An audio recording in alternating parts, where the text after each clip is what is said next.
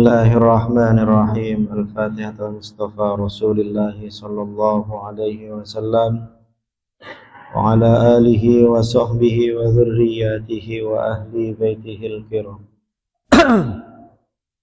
Khususan li muallifi hadhil kutub Asy-Syaikh Shihabuddin Ibnu Hajar Al-Asqalani wa Syekh Muhammad Nawawi Al-Jawi wa Syekh Jadi wa Syekh Mujahir wa Syekh Bukhari wa Syekh Abdul Mu'in wa Syekh Muallim Syafi'i Hadami wa Syekh Abdul Karim Marzuki wa Syekh Amiruddin wa jami'i masyayikhina wa muallimina wa ustadzina wa li abaina wa li ummahatina wa li futuhil ilmi wal khairi wal hikam. Al-Fatihah.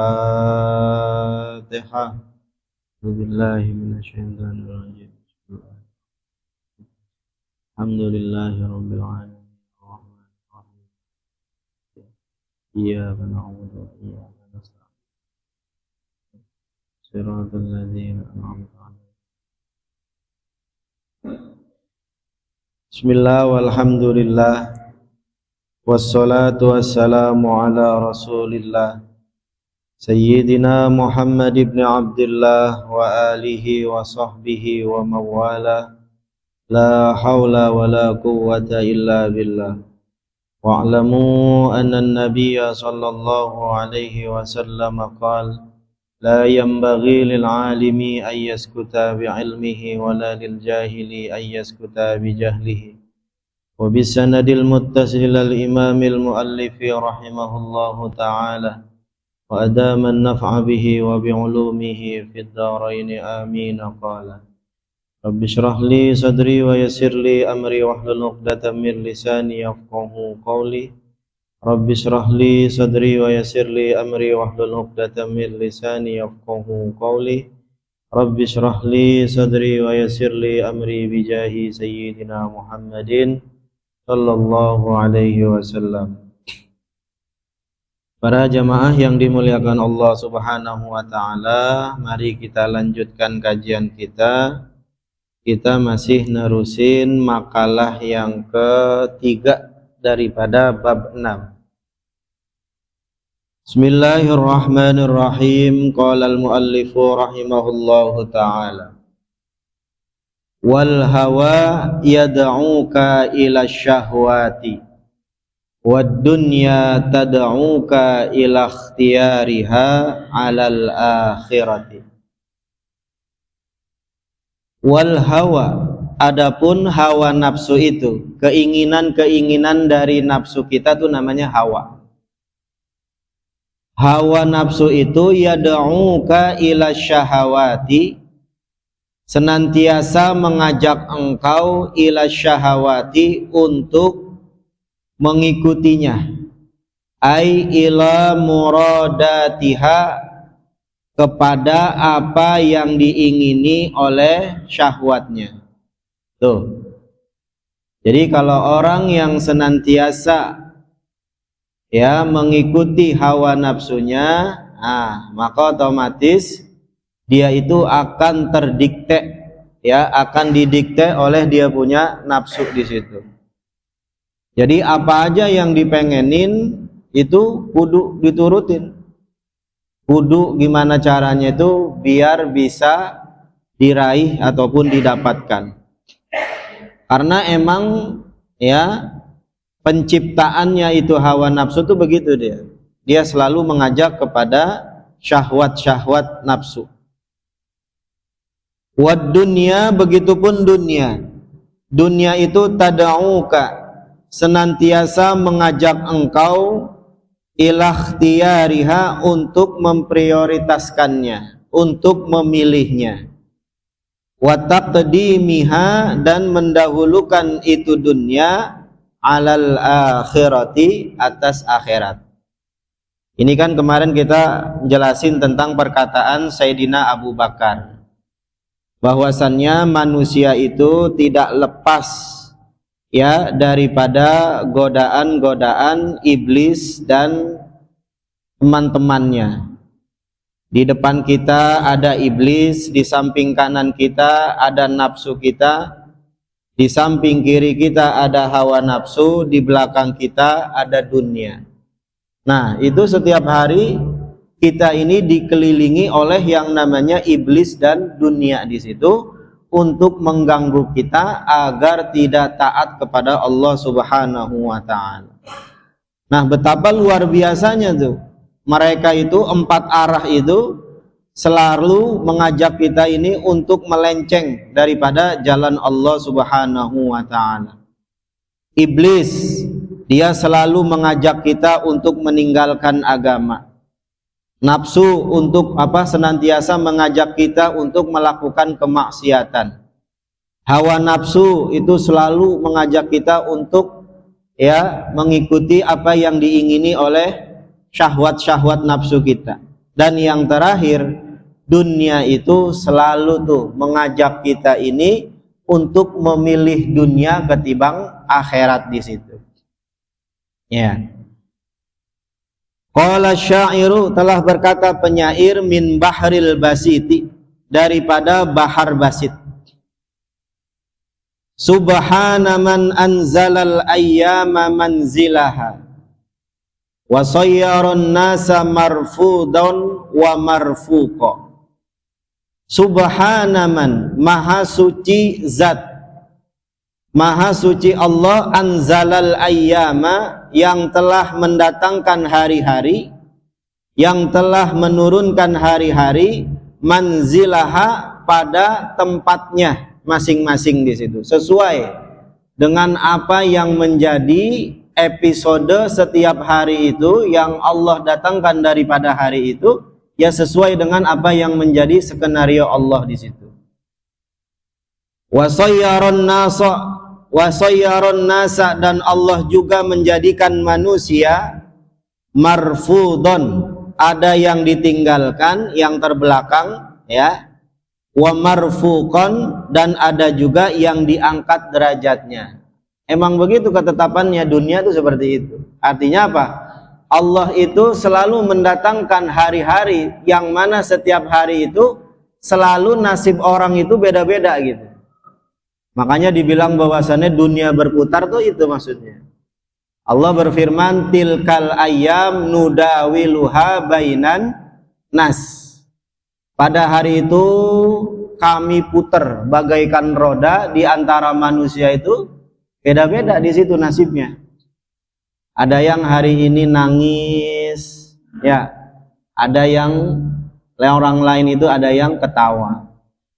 Ada yang hari ini orang itu gol, dia punya urusan. Ada juga yang lagi tengkurap di situ. Artinya apa? Setiap hari itu emang seperti itu tuh. Allah bikin suasana daripada hari itu selalu berlawan-lawanan, selalu berpasang-pasangan di situ. Emang begitu kriterianya dunia. Fa'akilun, maka orang yang berakal, fatinun, yang cerdas, a'yat madzahibu, yang mana dia itu payah, susah payah, madzahibuhu, oleh haluan-haluan pemikirannya. Artinya apa maksudnya? Berapa banyak orang yang pintar, yang dengan dia punya dia punya pemikiran, dia punya mazahib, ya, haluan-haluan tentang pemikiran dia, tentang kecerdasan dia, tapi justru dia itu hidupnya ya susah, ekonominya sulit, ya kan? Wajahilun kharikun, wajahilun, dan orang bodoh, kharikun, sama bodoh juga, talqahu, dia mendapatkannya itu orang bodoh, marzukon, itu adalah orang yang diberikan rizki. Tapi kebalikannya, justru dia itu orang yang malas ibadah, orang yang pinter, orang yang dia punya gelar itu sampai S3, tapi kok ekonominya itu nggak bagus di situ. Kalah sama orang yang 4 kali SD nggak naik-naik, tapi dia itu punya karir luar biasa. Dia punya kekayaan itu, materi itu luar biasa di situ. Bisnisnya jalan dan yang lain. Ya. Hada, yang ini nih, fenomena seperti ini nih yang ada di dunia ini. Alladzi tarakal albaba, yang telah meninggalkan al-baba akan akal pikiran kita nih, hairatan, bingung gitu. Oh bisa itu. Orang yang taat justru ekonominya nggak bagus, tapi orang yang malas ibadah tapi justru bagus di situ. Wasayyaral aqila, dan yang demikian ini juga menjadikan orang yang akal, orang yang cerdas itu an-nihrira, ya, orang yang pandai, zindikon, justru menjadi orang yang zindik. Jadi orang yang menyalahkan Allah, orang yang justru mempertanyakan, ya, kok Allah seperti itu gitu. Orang yang rajin ibadah malah rezekinya itu kurang baik, ya, berbeda dengan orang-orang yang malas ibadah justru ekonominya kok baik di situ. Nah itu emang dunia seperti itu.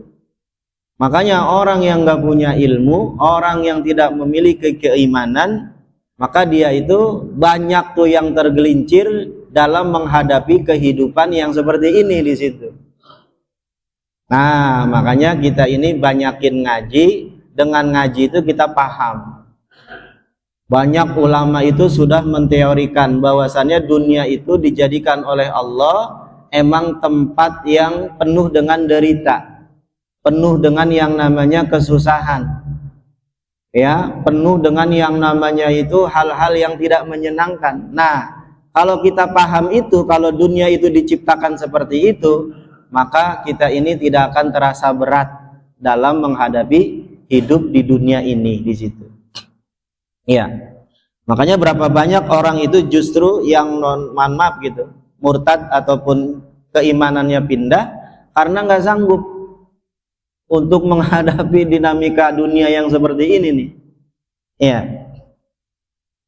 Tapi justru orang yang beriman maka dia itu akan paham dan dia itu akan bisa, ya, menghadapi dunia ini. Wa qala syairu, dan berkata penyair, min bahril kamilil al-majzu, daripada bahar kamil al-majzu, an-nasu mislu zamanihim, an-nasu, manusia itu, mislu zamanihim, sesuai dengan zaman mereka.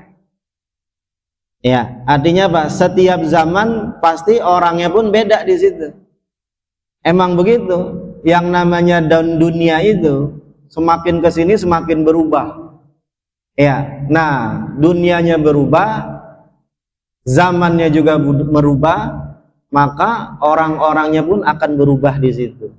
Akhirnya makanya kitanya harus mengikuti zaman di situ, ya. Kenapa? Karena setiap zaman itu pasti orangnya juga akan berubah di situ. Qaddil hidha'i, sebagaimana ukuran sepatu itu, ala mithalihi, menyesuaikan, ya, dengan ukurannya. Ya, ukuran sepatu kita berapa? 42, ya kan? Ya maka otomatis kita nyari ukuran sepatu itu yang 42.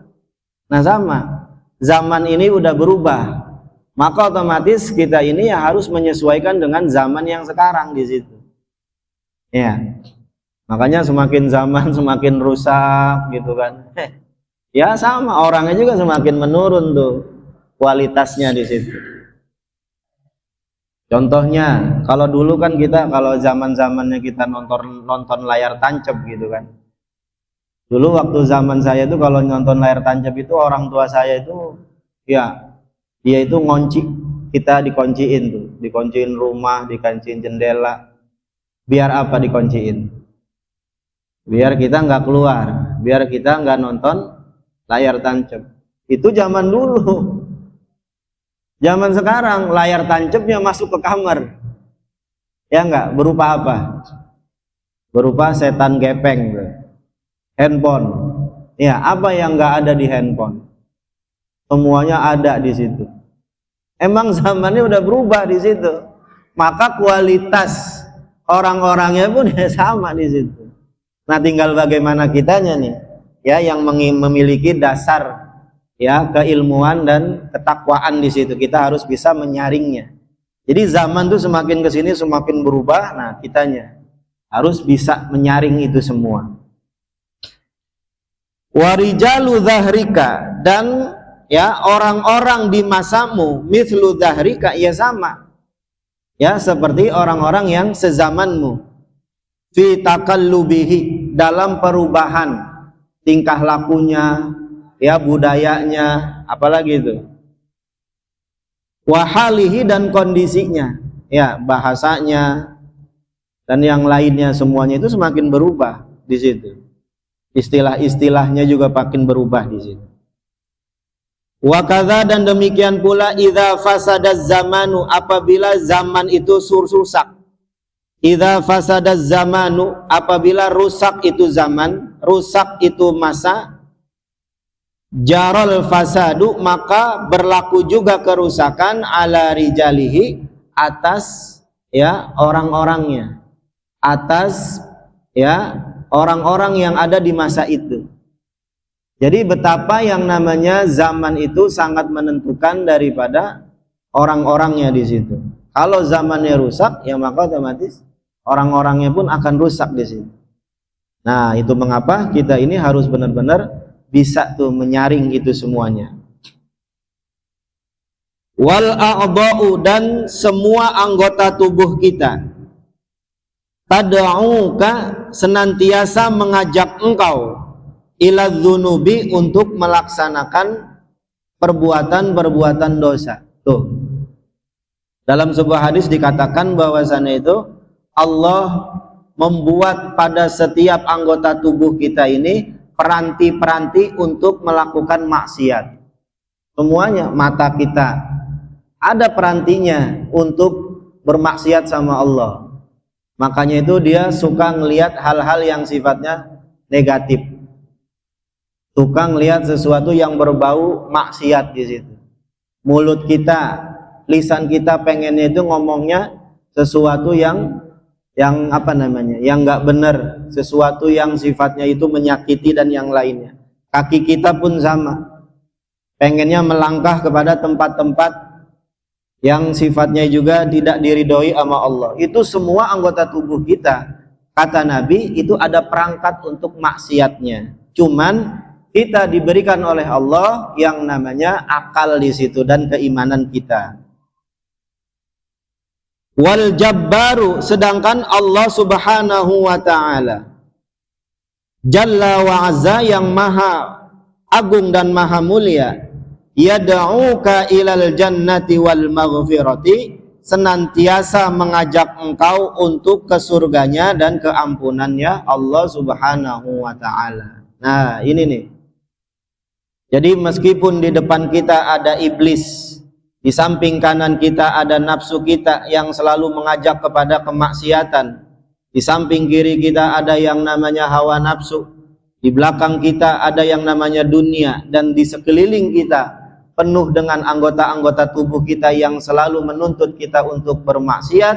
Jangan takut, karena di atas ada Allah Subhanahu wa ta'ala yang selalu menyeru kepada kita untuk ya menuju surganya Allah Subhanahu wa ta'ala dan ampunannya Allah Subhanahu wa ta'ala. Jadi kalau seandainya kita melakukan perbuatan-perbuatan nyimpang maksiat gitu, jangan takut, cukup kita minta ampun sama Allah Subhanahu wa ta'ala, insya Allah tuh sama Allah bakal diampunin apa yang menjadi kesalahan dan dosa kita.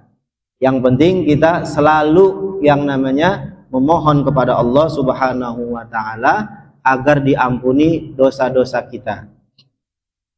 Qala Allah ta'ala, berfirman Allah ta'ala, ulaika yad'una ilan nar, dan mereka semua tuh, iblis, dunia, hawa nafsu, yad'una, mereka itu mengajak ilan nari, kepada api neraka. Wallahu, sedangkan Allah itu yad'u ilal jannati wal maghfirati, selalu mengajak kita kepada surga dan ampunannya Allah Subhanahu wa ta'ala. Faman ajaba iblisa, faman ajaba, maka barang siapa yang mengikuti iblisa, akan ajakan iblis, ay du'aahu, akan ajakannya, zahaba anhu dinu, maka hilanglah dari orang itu ad-dinu, agamanya, ai al-millatul muhammadiyatu, jelasnya adalah agamanya Nabi Muhammad. Ya. Jadi kalau orang ngikutin ajakan iblis, orang yang menjawab atau mengikuti apa yang menjadi ajakan iblis, itu agamanya orang itu seketika itu hilang di situ.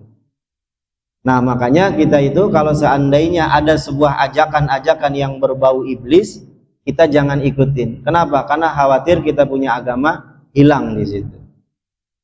Waman ajaban nafsa, dan barang siapa yang mengikuti ajakan nafsu kita, zahaba anhur ruhu, maka hilanglah anhu daripada orang itu apa? Ar-ruhu ay al-insanu, yaitu ruhnya, unsur kemanusiaannya itu hilang. Ya, jadi akal sehatnya tuh hilang. Orang kalau ngikutin hawa nafsu, mohon maaf gitu, sepertiga dia punya dirinya itu hilang di situ. Ya. Bahkan mohon maaf gitu dalam tanda kutip, ya, hal yang sifatnya rada-rada parno gitu. Ketika seseorang itu dikuasai oleh nafsu, ya, nafsu seksualnya, itu maka hilang tuh, ya, sifat-sifat akal sehat pada dirinya di situ. Maka dia itu melakukan sesuatu itu ya udah nggak ada malunya lagi. Udah nggak ada yang namanya tuh rasa takut dan yang lainnya. Kenapa? Karena akal sehatnya tuh hilang di situ. Ya, kalau orang ngikutin yang namanya hawa nafsunya. Wahia, dan ruh itu, apa sih ruh? Ruh itu adalah latifatun, sesuatu yang lembut, alimatun, yang mengetahui, yang dapat mengetahui, mudrikatun, yang dapat menjangkau, raqibatun, yang tersusun, ala ruhil hayawani, atas ruh yang bersifat hayawani, yang bersifat hidup. Alladzi huwa, yang adalah ruhul hayawani itu jismun latifun, adalah jisim latif, ya, benda yang sifatnya latif, ya, lembut. Manba'uhu, yang sumbernya itu jismul latif, tajwiful qalbi, berada di dalam lubang hati di sini nih adanya ruh manusia. Al jasmaniyu, yang bersifat jasmani. Yantashiru, yang dia itu menyebar, biwasitotil uruki, dengan perantaraan urat-urat, urat atau saraf-saraf di situ. Ila sairi ajzail badani, kepada keseluruhan, ya, unsur-unsur daripada kita punya anggota tubuh di situ. Itu ruh kita. Jadi ruh kita itu sesuatu yang sentral. Waman ajabal hawa, dan barang siapa yang mengikuti, ya, ajakan hawa nafsunya, zahaba anhul aqlu, maka hilanglah dari orang itu akalnya. Wahwa, dan akal itu, apa sih yang disebut akal? Quwwatun, adalah sebuah kekuatan, lin nafsi, bagi diri seseorang, an-natiqati, yang mampu, ya, yang mampu apa namanya, bertutur kata, yang mampu apa namanya, natik tuh yang dapat memahami, ya, allati yushiru, yang mengisyaratkan ilaiha, kepada itu, ya, natiqah, kullu ahadin, setiap orang, biqaulihi ana, dengan mengucapkan ana. Ini aneh nih, ya, yang desain, ya, ini punya masjid. Ini aneh nih yang menjalankan, ya, program ini. Nah, itu tuh akal tuh begitu tuh, dia selalu mengucapkan ana, sayalah tuh begitu. Wahwa, dan adalah itu akal, alatun, dia itu adalah sebuah alat, laha, baginya itu alat, fil fi'li, dalam melakukan. Semua perbuatan yang dia lakukan itu didahului oleh akalnya di situ. Bimanzilati sikini, dengan menempati posisinya seperti pisau. Bin nisbati ilal qati'i, jika dihubungkan kepada, ya, hal yang untuk memutus, untuk memotong. Nah, kan kita kalau mau motong tali pakai apa? Pakai pisau. Kita mau motong daun pakai pisau. Kita mau motong apapun yang sekiranya itu harus dipotong, maka pisau itu bisa untuk memutus ya daripada apa saja benda yang harus diputus, dipotong di situ. Begitupun akal. Nah, akal itu sama kayak pisau. Akal itu bisa memutus apa yang menjadi keinginan-keinginan nafsu kita, apa yang menjadi keinginan-keinginan syahwat kita. Tuh akal kita. Gimana caranya nih? Ya, kita punya nafsu tidak terus-menerus mendikte kita punya keinginan. Nah, maka akal di situ harus dikedepankan. Jangan senantiasa nafsu mulu yang di depan, yang dikedepankan di situ. Ya. Kita nih umpama kata makan gitu kan. Baru banget habis makan. Taruhlah kita makan sop kambing di situ. Habis makan tuh, kenyang di situ. Tiba-tiba lewat lagi ada lagi tukang jualan lagi tuh. Ya, tukang bubur ayam lah taruhlah gitu. Ya, kita pengen lagi ngidam, makan lagi di situ. Kemudian ada lagi tukang lewat es cincau, kita beli lagi di situ. Itu kalau nafsu kita melulu tuh yang apa namanya, yang menguasai kita, yang mendominasi kita itu, maka semua makanan yang datang di hadapan kita pasti dimakan terus dari situ. Jadi kayak karung bolong, kayak kantong bolong di situ. Nah, cara memutusnya adalah akal tuh. Akal maju di situ tuh. Barusan tadi habis makan sop kambing gitu. Itu juga nasinya lumayan banyak itu, dagingnya juga banyak. Ya. Udah gitu kamu juga makan sop kambing yang begitu lezat, begitu enak. Kamu juga belum mensyukurinya. Belum kamu mengucapkan kalimat alhamdulillah gitu. Belum lagi nanti kenyangnya ini kita punya badan belum tentu lu pakai buat ibadah. Habis ini kan pasti lu tidur kan. Biasanya kalau habis makan kan rada-rada bego di situ tuh. Nah, di situ maksudnya. Akal tuh kalau dia maju pasti tuh. Apa yang menjadi keinginan syahwat dikat sama dia. Ngapain sih beli lagi, kan yang itu masih bagus di situ. Itu barang yang itu, motor yang itu masih bagus. Baru 5 bulan udah mau beli lagi aja. Tuh akal tuh gitu.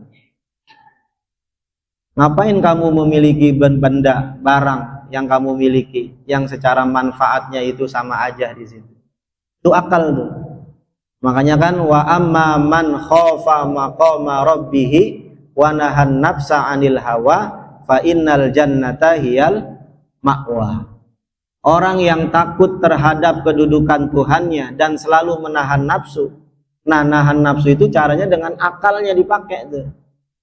Akalnya yang harus diprioritaskan dalam, jadi diputus tuh kayak digunting gitu. Sebagaimana pisau memotong benda-benda gitu. Nah, supaya nafsu kita ini tidak melulu ya mendikte kita itu, maka kita putus dengan akal kita di situ. Ya. Waman ajabad dunya, dan barang siapa yang mengikuti ajakan dunia, zahabat anhul akhiratu, maka akan hilang dari orang itu akhirat, bagian akhiratnya. Kenapa?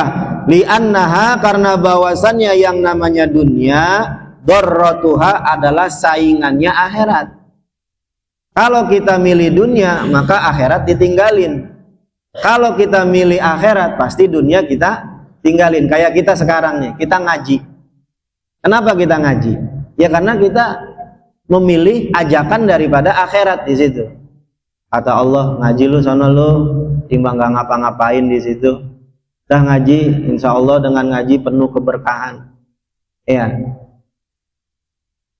Lu juga kalau seandainya nggak ngaji emang utang lunas gitu kan.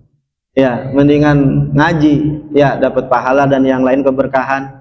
Bisa juga dapat yang namanya sebuah doa, ya, sebuah keberkahan dari Allah sehingga pulang dari sini utangnya ada yang lunasin di situ. Sehingga dia itu, oh ya, mau ngaji ah, timbang di rumah ngeliatin nonton film Andin mulu gitu kan. Ya, mendingan saya akhirat. Nah, itu. Orang yang mengikuti ajakan akhirat, maka dunia sama dia ditinggalin. Tapi sebaliknya, kalau dia lebih memilih ajakan dunia, maka otomatis akhirat ditinggalin di situ. Ya, nah, jadi harusnya dia itu sholat berjamaah, karena ada yang namanya dunia dan semua macam-macamnya yang mengganggu dia untuk sholat jamaah, dan dia lebih memilih yang namanya dunia, maka jamaahnya hilang di situ. Tapi kebalikannya, kalau dia lebih memilih sholat jamaah dulu biar hati tenang, biar dosa diampunin sama Allah, biar hidup saya berkah, biar badan sehat, umur panjang dan yang lainnya begitu. Maka dapat tuh yang namanya akhirat di situ. Waman ajabal a'dha'a, barang siapa yang mengikuti ajakan anggota-anggota tubuhnya, yang mana anggota tubuhnya ini notabennya itu selalu mengajak kita untuk maksiat sama Allah. Ya. Zahabat anhul jannatu, maka hilanglah dari dia itu surga. Tuh. Jadi orang yang selalu ngikutin kemauan anggota tubuhnya, maka surga itu akan hilang, luput dari dia. Kenapa? Karena dia selalu ngikutin anggota tubuhnya. Matanya itu selalu ngeliatin handphone, oh lagi asik nih, lagi mabar ya kan, lagi main game ataupun lagi ngeliat iklan-iklan ataupun film Netflix ataupun yang lainnya di situ. Itu kan dengan tidak sadar itu, apa yang dia tonton atau yang dia asik itu sudah melalaikan tuh, ya, jalan-jalan yang memperpendek dia untuk sampai ke surga, terhambat oleh yang namanya ajakan-ajakan kita punya anggota tubuh untuk bermaksiat sama Allah di situ. Ya. Ruya diriwayatkan annahu sallallahu alaihi wasallam, bahwasannya Nabi sallallahu alaihi wasallam qala, bersabda Nabi. Apa kata Nabi? Ma min abdin illa walahu baitani. Ma min abdin, tidaklah dari seorang hamba, illa walahu baitani, kecuali baginya itu ada dua rumah. Orang yang hidup di dunia ini itu dia sudah disediakan oleh Allah Subhanahu wa taala dua rumah. Kita nih semuanya yang hadir di sini itu udah disediain, kata Nabi, dua rumah. Ya, kagak usah pakai ngangsur, pokoknya rumahnya gratis, tergantung kitanya gimana. Ya. Baitun, satu rumah, fil jannati, di surga. Satu rumah sudah Allah booking, udah Allah kaplingin. Nah ini nih rumah buat lu dah nih, tanahnya nih dan yang lainnya. Wa baitun finnari, dan satu rumah lagi finnari, adanya di neraka. Jadi setiap orang yang hidup itu punya rumah, satu rumah di surga dan satu rumahnya lagi di neraka di situ. Fa ammal mu'minu, maka adapun orang-orang yang beriman, fayabni, maka yang dia bangun itu, baitahu, akan rumahnya itu, fil jannati, di surga. Tuh. Makanya kalau orang yang cerdas, orang yang beriman, orang yang sadar betul bahwasannya negeri akhirat itu adalah ya khairul laka minal ula, jauh lebih baik dan lebih kekal di situ, maka dia akan memilih rumahnya itu yang di surga di situ. Dia nggak peduli tuh rumah yang di dunianya itu, dia nggak peduli. Yang dia damba-dambakan itu adalah rumahnya yang di surga, yang di akhirat. Gimana cara ngebangunnya? Maka cara ngebangunnya itu adalah dengan cara kita memperbanyak amalan-amalan surga, memperbanyak beribadah kepada Allah Subhanahu wa ta'ala. Nah sekarang kita lagi ngebangun nih hakikatnya. Kenapa? Karena pahala-pahala yang kita hasilkan daripada mengaji itu ditransfer nanti tuh ke malaikat. Nah malaikat itu ngebangun proyeknya tuh sekarang lagi jalan nih, nggak mangkrak. Kalau seandainya dia rajin ibadah, proyeknya jalan terus di situ. Nah jadi kalau orang beriman, dia akan bangun rumahnya di surga, wa yahdimu baitahu finnari, dan dia akan robohkan baitahu, akan rumahnya itu, finnari, yang ada di neraka. Tuh kalau orang beriman. Jadi rumah yang ada di neraka itu sama dia dirobohin. Dengan cara apa? dengan cara dia menghindari daripada melakukan maksiat sama Allah Subhanahu wa ta'ala. Jadi kalau seandainya kita ini nih ngelakuin maksiat, kita melakukan perbuatan dosa gitu, itu hakikatnya kita lagi ngebayarin tuh. Ya, lagi kita apa namanya? Lagi nyuplai, lagi transfer uang kita ke apa namanya? Ke pemborong yang ada di neraka itu, lagi ngebangun kita punya rumah. Semakin banyak kita punya maksiat yang kita lakukan di dunia ini, maka semakin cepat juga proyeknya di sono di situ. Ya. Tapi kalau seandainya kita nggak maksiat gitu, kira-kira proyeknya mangkrak nggak? Oh, nggak ada transferan nih gitu kan dari engkus gitu kan? Ya. Jadi kalau kita seandainya nggak maksiat, maka otomatis supply kepada ya rumah yang ada di neraka itu terhenti, sehingga proyeknya mangkrak di situ. Tapi kalau kita ibadah sama Allah, melakukan ketaatan kepada Allah, justru proyek yang di surga yang jalan terus di situ. Nah, maka dari itu jangan biarkan tuh kemaksiatan kita memperindah dan memperbagus, mempermegah kita punya neraka, kita punya rumah di neraka, istana di neraka. Nauzubillah min dzalik. Jangan sampai kayak gitu. Ya. Jadi secara tidak sadar kalau kita maksiat itu kita lagi ngebangun. Ya. Wa ammal kafiru, adapun orang-orang kafir, fayahdimu baitahu, maka dia robohin dia punya rumah fil jannati, yang ada di rumah, yang ada di surga. Kebalikannya justru orang kafir itu orang yang maksiat sama Allah, orang yang kufur terhadap nikmat Allah, maka hakikatnya itu dia tidak pernah memberikan ya transferan kepada ya pemborong yang ada di surga tentang rumah dia, karena nggak pernah ibadah sehingga mangkrak dia punya proyek yang di surga di situ, nggak dikerjain, ya seakan-akan dirobohin di situ, ya semennya pada dijualin sama tukangnya gitu, nggak dibayar soalnya gitu, ya kayu-kayunya, besi-besinya dia dijual-jualin. Wayabni, dan dia hakikatnya membangun baitahu, akan rumahnya finnari, di neraka, karena yang dia lakukan itu maksiat sama Allah. Justru tuh proyek yang di neraka yang lancar jaya di situ. Itu. Jadi lagi-lagi kita harus sadari bahwasannya kemaksiatan yang kita lakukan justru hanya membuat megah istana ya yang ada di neraka, nauzubillah. Tapi sebaliknya kalau kita rajin beribadah kepada Allah, insya Allah kita punya rumah di surga itu megahnya luar biasa. Sepanjang mata memandang di Maddul Basar, sepanjang mata memandang itu luasnya kita punya istana di surga. Nah situ mau joget-joget India juga bebas di situ. Luas banget pokoknya, nggak berantem, nggak rebutan jatah. Rawahud Dailami, hadis ini diriwayatkan oleh Imam Ad-Dailami. Waman ajaba lillahi ta'ala, waman ajaba, barang siapa yang mengikuti ajakan lillahi ta'ala, bagi Allah ta'ala, barang siapa yang mengikuti ajakan Allah ta'ala, zahabat anhu sayyi'atu, maka hilanglah dari orang itu as-sayyi'atu, segala keburukan-keburukan.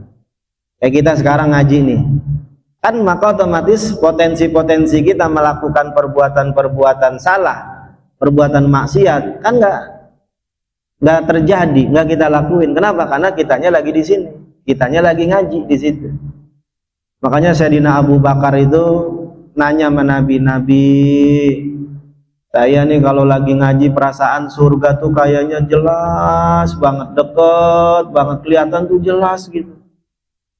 Tapi kayaknya tuh pengennya sembahyang mulu, pengennya ngaji mulu, pengennya tuh setiap hari tuh ngaji terus di situ. Tapi kenapa ya lempengan kalau habis ngaji tuh ya begitu lagi aja gitu kan. Yang dipikirin ya asal ada perempuan lewat, waduh ya, ataupun ngelihat yang namanya banda-banda orang masih kita pengen dan yang lain. Apa jawaban Nabi? Yang penting lu kesini lagi. Tuh Nabi tuh jawabannya. Jadi kalau kita lagi puyeng, sumpek dan yang lainnya, datang aja ke pengajian. Ya, datang aja ke pengajian. Kalau nggak ziarah ke tempat orang-orang alim, ya orang-orang yang punya kemuliaan di situ, biar nggak sumpah di situ. Karena itu kata Nabi, ketika kamu dalam keadaan penuh dengan godaan-godaan dunia, maka datang lagi ke majelis taklim.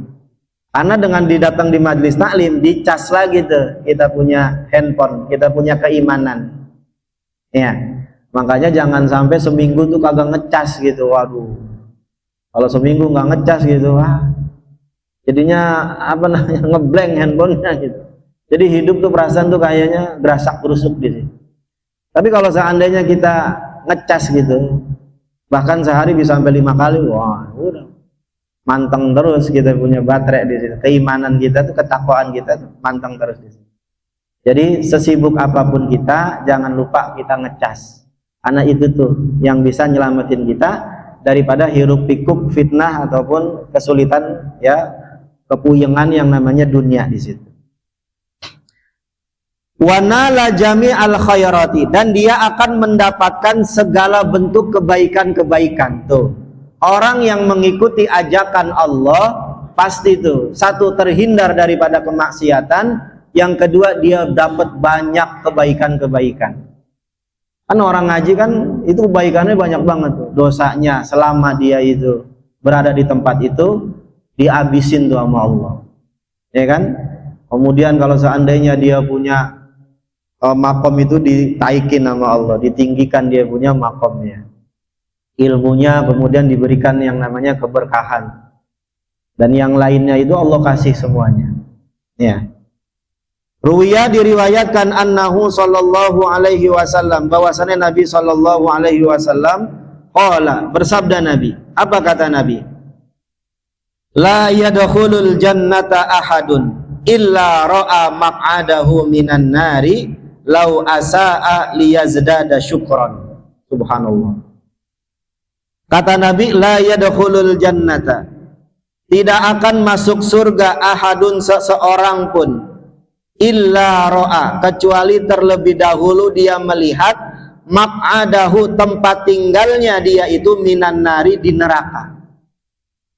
Lau asa'a, seandainya dia itu dulu melakukan keburukan, seandainya dulu itu dia nggak ibadah, seandainya dulu ketika hidup dia nggak ngaji, seandainya dulu ketika dia lagi hidup dia nggak yang namanya baca Quran, nggak berbuat baik kepada sesama, itu sebelum dia masuk surga dilihatin dulu sama Allah tuh. Tuh lihat tuh, lu tuh coba kalau dulu lu maksiat, lu nggak ngaji, lu nggak sembahyang, lu nggak ibadah, nggak taat sama Allah, tuh lihat tuh tempat lu tuh, lihat tuh.